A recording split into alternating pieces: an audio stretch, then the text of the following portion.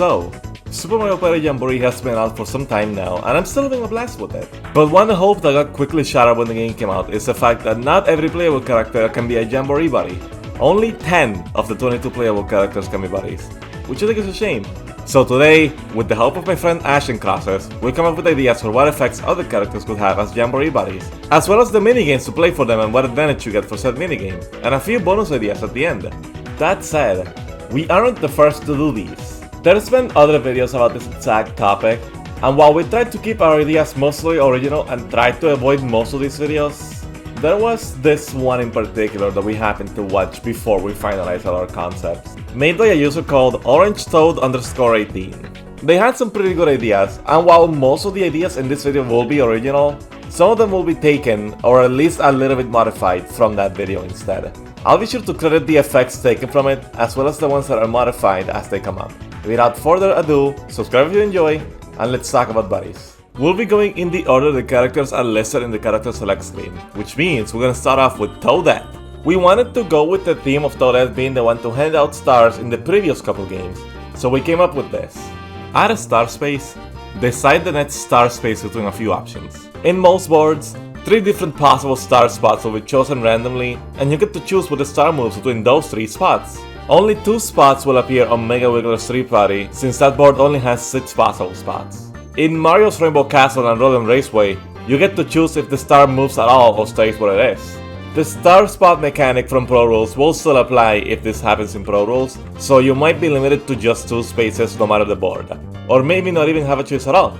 Does not work if the add 1 star exchange homestretch bonus is in play. For the minigame, we got this. Toadette's Golden Dash. You appear on Mushroom City from Mario Kart Double Dash. Partner up with colored toads based on your player color, and you basically just play Mario Kart. You can only accelerate, brake, drift, and use items. Item boxes will give you a single mushroom if you're in first, triple mushrooms if you're in second and third, and a golden mushroom if you're in last. The winner of the race gets Toadette as expected. Don't worry, drifting works like the modern Mario Kart games. The player with the advantage gets triple mushrooms at the start of the race, for a bit of a head start. Moving on to the other mushroom character, Toad. Since he was the man responsible for item spaces in Mario Party 3, we wanted to fit into that. Add an item or lucky space. Choose your desired price from a smaller list. Pretty self-explanatory, you get a smaller list of options and you get to choose which one you want.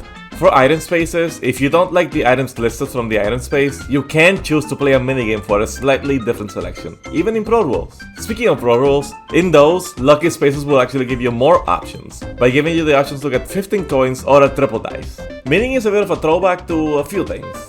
Toad's Retro Runback. It's similar in concept to the minigame Leaf Leapers from Mario Party sets, but themed around World 1 of the original Super Mario Bros. You'll be running across short sections of 1-1, 1-2, 1-3, and 1-4 in a race to rescue Toad in the 1-4 castle as quickly as possible. Blocks and enemies will be in the same spots as the original game. Power-ups are gone, but if you get 30 coins, you get a Starman, which in addition to obviously making you invincible, it makes you run slightly faster, 4 or 5 seconds.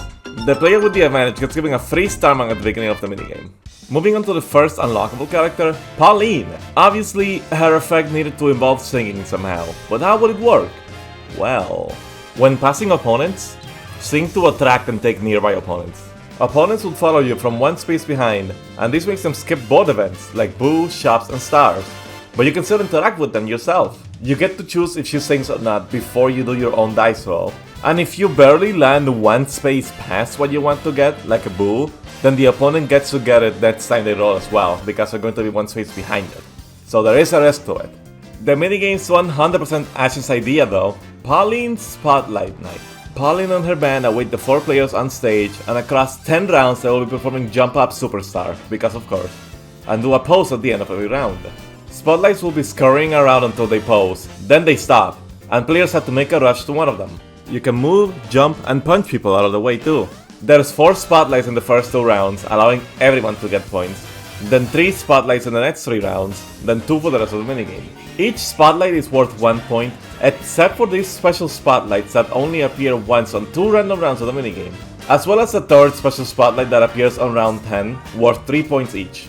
There is a 4th special spotlight, but that's automatically given to the player with the advantage at the beginning of the minigame. Time for a character that I really like, but no one seems to care so much about. Birdo. We wanted her to be kinda close to Yoshi's effect, but weirder. So, when starting a roll, copy the last roll of a random opponent. This one could be stupid powerful, so we do have to put a caveat on it. You cannot use any sort of dice items or mushrooms while under this effect, unless it's a cursed dice on someone else. Other items like the warp bots and star steel traps can still be utilized. Though to throw it a bone, if you manage to copy an opponent's turbo dice roll in Roll and Raceway, you can still interact with board events. The minigames are a little funky. Birdo's fashion show. 4 differently colored Birdos will walk on stage with very similar outfits with very slight differences. Then they'll walk back to the dressing room. But their assistant Toad mixed up all their outfits by accident. So now, you have to remember which Birdo had which outfit. There's always a shirt/jacket, some pants and some shoes. Each correct answer will be worth 1 point, with a perfect outfit giving an extra point on top of it. Controls similar to the messy memory minigame from Mario Party 3 and Superstars. Every player would have a different set of outfits and colors, so screen peeking wouldn't help you. There are 3 rounds of this, 45 seconds each. For round 3, there will also be a hair accessory. The player with the advantage will have a slightly easier time telling the outfits apart in round 1. The character I'm the most shocked isn't a body, Bowser. Seriously, they made his son a body but not Bowser himself? That's a little weird. Anyway, to keep in line with Bowser Jr., when landing on a space, shoot fire at surrounding spaces. The fire spreads 2 spaces in front and behind you, same range as using a steel trap, and will work like the potables in Goomba Lagoon, making players lose 3 coins for every fire space they pass. Each set of fiery spaces only lasts 3 turns. The minigame is really easy to make too, Bowser's Frightful Fight. It's literally just Mario's 3-peat but for Bowser minigames. And the 3 minigames are really obvious too, since they were the only 3 Bowser minigames returning in Mario Party Superstars: Dark and Crispy, Hit Boss, and Facelift. Come on guys, this was so easy to do! You would think the advantage would also be just getting 3 points to start, but no. We just made it so Bowser never specifically targets the player with the advantage in Dark and Crispy. You can still run into him of course, he's just never gonna go out of his way for you. Now for my personal favorite character in this game, Goomba. The effect here is the first taken from the aforementioned video, but slightly modified. At a red space, have a higher chance to find a hidden block. Simple effect, you have a 50% chance to get a hidden block when landing on a red space. Though if you get it, there's only a 5% chance to get a star from it. Interestingly, if this was in the game, this would be the only way to get a hidden block in Pro Rules. Though in Pro Rules it will be a guaranteed 15 coins every time. The minigame would also be a funny one. Goomba's Stack Ascent. There's a giant Goomba stack, and your objective is to build another Goomba stack in front of it, and have your Goomba match the height of Goombette. She will appear multiple times in a stack, and the stack will reset once 3 players meet up with her. Then the last player is eliminated. Repeat 2 more times with 1 less player each time, and the last player gets Goomba as a buddy. You build the stack by hitting a rolling block, similar to the minigame Honeycomb Havoc from Mario Party 2 and Superstars, except you get a choice of 1, 2, or 3 every roll. Every round, the block gets progressively faster, with round 3 being almost as far as the second block in chance time.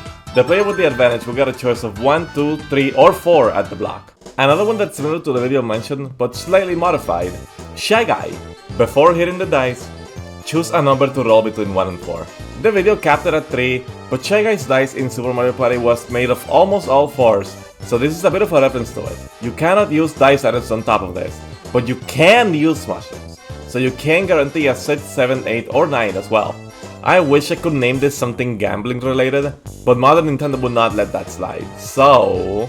Shy Guy's Special Gathering. Remember the Game Guy minigames from Mario Party 3? This is basically a slightly less rigged version of those. You first play Game Guy's magic boxes, except there's 3 boxes and they're not hidden behind a curtain this time.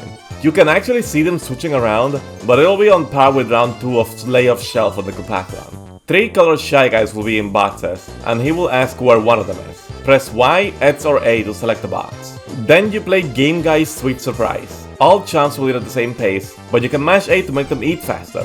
Don't mash too hard though, they might get tired out. There'll be a visual indicator when they're at their limit and when to slow down, via the chomp turning progressively more red. Then, you play Game Guy's Roulette. It's still random, but it's only 4 options now. And as it slows down, Game Guy will slowly lift a flag to reveal which spot it's going to land on. The flags all look very similar though, so don't get fooled. Press the corresponding face button to select an option. And last but not least, Game Guy's Lucky 7. Roll a dice from 1 to 6, then you get the option to roll again if you want to. But if you roll past a 7 total, then you get 0 points. Landing on the perfect 7 gives you double points for that round. The scoring system for all rounds will work the same as Wario's Buzzer Beater, Big Top Quest, and Twamp the Difference. First place in a round gets 5 points, second place gets 3, and so on. The player with the advantage will start with 3 points. Another effect modified from that video, Koopa. At an item shop, make a random item free of charge.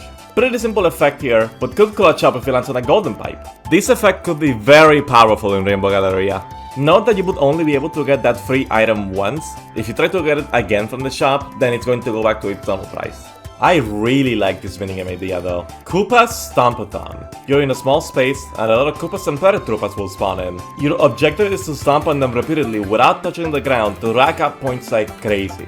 It's kinda similar to the minigame Bell Bouncers from Mario Party Advance, but obviously with Koopas instead of bells. You can even do the infamous one-up trick on the stairs, but only up to 10 bounces. This goes on for 2.5 minutes, and the player with the biggest score at the end of that wins. The player with the advantage will get double points on their first combo, so make it count. Continuing on, Monty Mole. When opponents use items, dig a hole and protect yourself.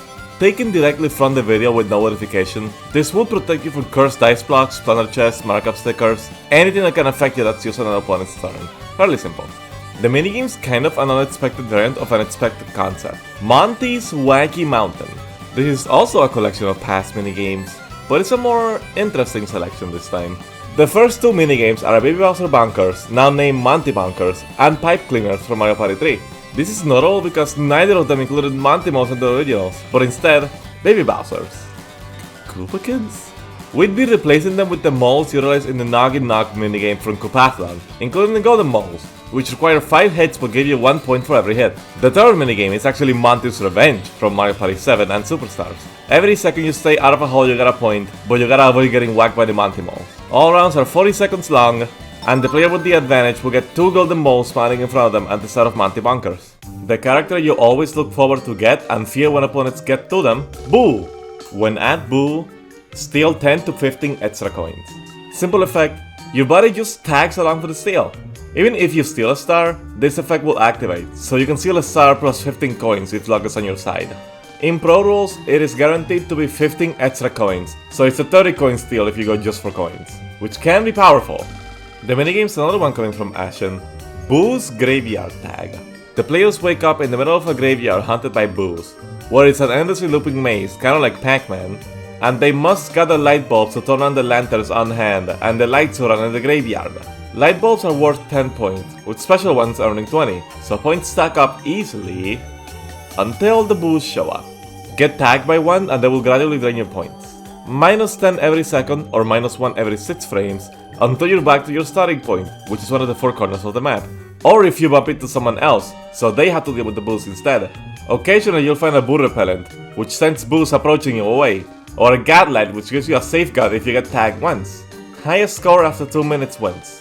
Boos will have a shorter tracking distance for the player with the advantage. I still find it weird that this guy of all characters is a Mario Party character, but whatever. Spike! The idea is another one that's modified from that video. Before hitting the dice, throw a spike ball and send opponents to a random space. Made it random instead of send back to start to add a bit more chaos to it, plus setting to start might be a bit too powerful. Just like the video, spike balls will randomly choose at junctions. The minigame's the last one that's purely Ashen's idea, Spike's Homestretch Pyramid. Players find themselves in a desert pyramid, being an obstacle course filled with rolling spike balls, spike logs, ever-changing pillars, conveyor belts, and they all interact with each other to change the trajectories in a chaotic way. Players race through this obstacle course and reach the top where Spike awaits. There's checkpoints throughout the whole course, and every time you get hit, you fly back to the latest checkpoint. Everyone has their own screen.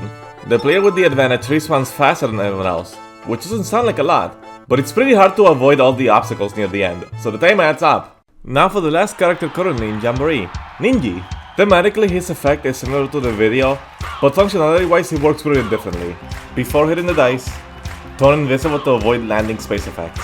This means you can ignore any event spaces, Bowser spaces, steel traps, etc. But you also ignore positive effects too, like lucky spaces or item spaces, so it is a bit of a risk. You can't still get any pass-by events like booths, shops, and the star though. This minigame might actually be one of my favorites though. Ninji's Secret Party. If you've been listening closely to the background music, you know what's coming.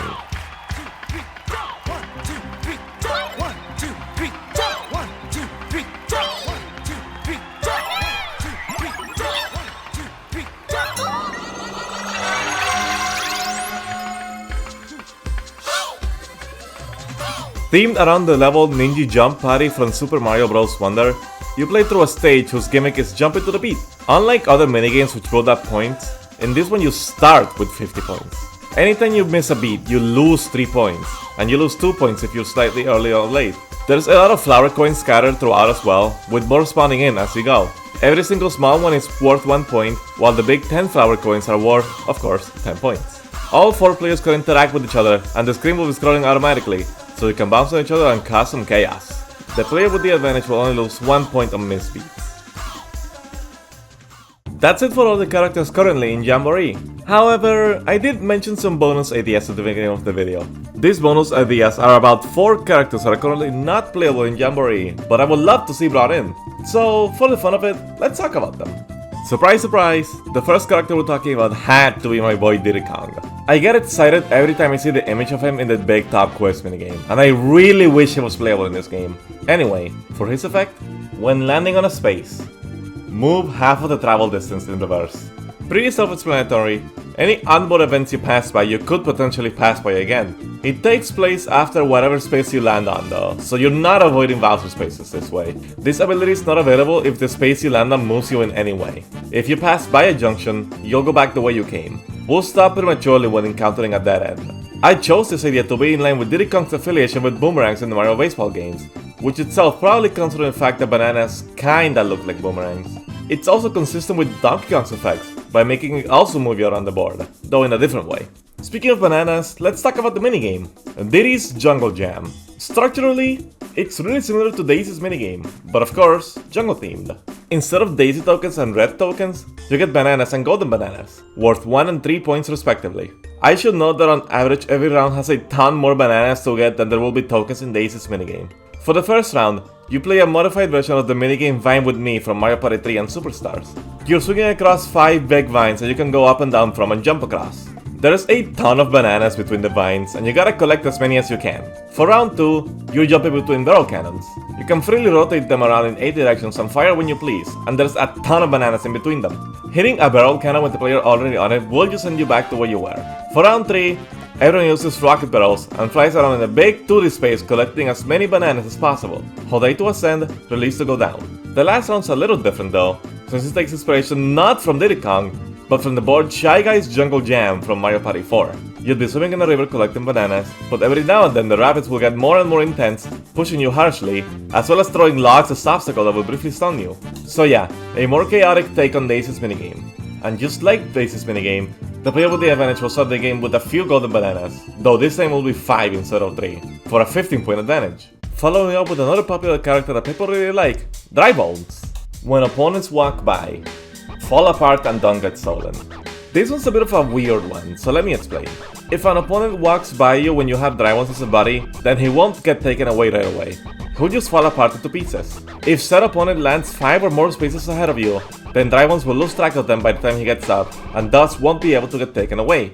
But if said opponent lands 4 or less spaces away, then they will take Dry Bones. So this one's not much of a passive benefit like all the other ones, but rather one that is harder to take away from you. Having a Jamboree buddy at all can be very powerful in this game, so I wanted to have a take on one that doesn't give you that much of a special benefit, but allows you to keep them for longer, especially if you're the one that wins the minigame. Speaking of the minigame, here it is, Dry Bones Skeleton Climb. You end up in an ominous tower and you see lava slowly rising up, so you hop into a Dry Bones shell to protect yourself from it. Every so often, there will be a lava fall covering the entire tower, and you must use the power of the Dry Bones shell to avoid it. Other Dry Bones will also be in the tower, occasionally throwing bones at the players to slow them down. Everyone has their own screen. First one to get to the top wins Dry Bones. The player with the advantage will not get targeted by thrown bones. This one's weird, because this character was made specifically for Mario Party, but hasn't actually appeared in a very long time, since Mario Party 7. That character is Koopa Kid. Yeah, remember him? Probably not, he's still similar to Bowser Jr. And this effect won't sway you into thinking differently. When landing on a space, set a temporary Koopa Kid space. It's essentially a one-time use Bowser space, but it's a nerf one. You can only get some of the weaker effects like minus 10, 15 or 20 coins, Bowser Shuffle, or all players lose 10 coins except for the player that plays it down. This is in reference to the Koopa Kid spaces that can be found throughout Mario Party 7. But one bonus effect that we can add, with a very small chance of happening, would be a small item shuffle. All players, except the player who set up the space, must shuffle one randomly chosen item with each other. always splits evenly. Okay, this minigame took an entire page of my script, so buckle up. This makes reference to a different Mario Party game, but not one you would expect. Koopa Kids Bonanza. Have you all heard of Mario Party Advance? Well, yeah, I mentioned it earlier, but prior to that, I'm sure at least half the people watching have never heard of this game, and the other half watch its alpha ad. Anyway, throughout that game's progression, there's 9 different quests that require you to go to the pipe house where Bowser is hiding, and most of the quests will lead you to a minigame involving a random amount of Koopa Kids, with the objective generally being to eliminate them all. So this minigame is a collection of 3 of them. Specifically, we'll be playing through Crush Ice, Splatter Ball, and Trap Floor. For Crush Ice, you bounce around an ice rink and try to destroy as many Koopa Kids as possible. The vehicle will be smaller than the counterpart in the original game for all players to compensate for the fact that there's, well, 4 of them. For Splatter Ball, it functions basically the same as the original. Aim your cursor, hold B to aim faster, press A to shoot, and X to recharge. There's just, 4 reticles, which will have a character indicator next to them not to get them confused. One thing I should point out for the first couple minigames, blue Koopa Kids will take 2 hits to defeat, green Koopa Kids will run a little faster, and red Koopa Kids will occasionally stop and then do a mad dash forward. For both of these, you get a point for every Koopa Kid you eliminate. And finally, Trap Floor will work very differently. All players will be in a much bigger area, and instead of having to eliminate Koopa Kids, you try to get them close to the other players. Koopa Kids who fall to the bottom of the screen will wrap around back to the top, and they stack up fast. You would not have 2 switches to control with A and B, but instead just one on-off switch and using on-off blocks. Similarly to the on-again, off-again minigame, albeit with a 1-second cooldown for each player on how fast you can hit the switches. All 4 players have control under the same color, so it can get very chaotic very fast. And there's no emergency hit all button either. You get points depending on how long you survive relative to other players. All 3 rounds will have a different random amount of Koopa Kids in it, which will be shown via a block at the start. This is how it functions in the story mode of Mario Party Advance. It can range anywhere from 40 to 80 Koopa Kids, so the scoring could get a little crazy. The points you get in Trap Floor will scale accordingly to how many Koopa Kids have been in all 3 rounds. However, all rounds will end after 45 seconds have passed. The player with the advantage will have a slightly bigger vehicle in Crush Ice, which is obviously nice for Koopa Kid cleanup duty, but it might make you bump into obstacles easier as well, so watch out. Whew, that was a lot. Let's talk about our last character here, which has never been playable in Mario Party, Egad. Just hearing that name, you already know what the effects on the minigame are, but let me entertain you anyway. When opponents use Boo, protect yourself with the Gat Light. Yeah, this is bringing back the Gat Light from Mario Party 4. Thematically, it makes more sense than the Boo repellent from Mario Party 3, but functionally, they're all the same thing. Boo cannot steal anything from you while you have Egad as a buddy, period. Very good to have if you're the player in the lead. For the minigame, well, it's pretty obvious. Egad's Ghost Hunt. I mean, what else would it be? It's a Luigi's Mansion style ghost hunt. All 4 players end up in Luigi's Mansion and everyone gets a Poltergust 3000. The objective is to catch as many ghosts as possible, with different types of ghosts given different amounts of points. Gold ghosts are worth 1 point, purple punches are worth 2, blue twirlers are worth 3, garbage can ghosts are worth 4 but drop banana peels everywhere, and the rare speedy spirits are worth 5 points but move really fast. Your flashlight's automatic and less janky than the actual game thankfully. They actually get stunned for a consistent amount of time. You zoom to the ghosts and hold R or A to start vacuuming them. Pretty simple. After about 2.5 minutes of this, the player with the most points gets Egad. The player with the advantage will have a speedy spirit appear in front of them for an easy catch at the start, giving them 5 free points. Anyway, that's it for this video and wow! I sure have a lot to yap about, huh? I think a lot of these ideas are fairly interesting though, and I really hope that if nothing else, we get DLC characters in this game. I need my Diddy Kong back in here. It's also just really fun to think about potential minigames for all these characters. Huge thanks once again to Ashen Cross for his own ideas, and also helping me tweak the concepts quite a bit for most of these characters. But what do you guys think? Did we cook? Did we miss something? Are there any characters you have ideas for that weren't mentioned here? Or is there anything else that you guys would have done differently? Let me know in the comments. Like the video if you enjoyed it, thank you all so much for watching, and take care.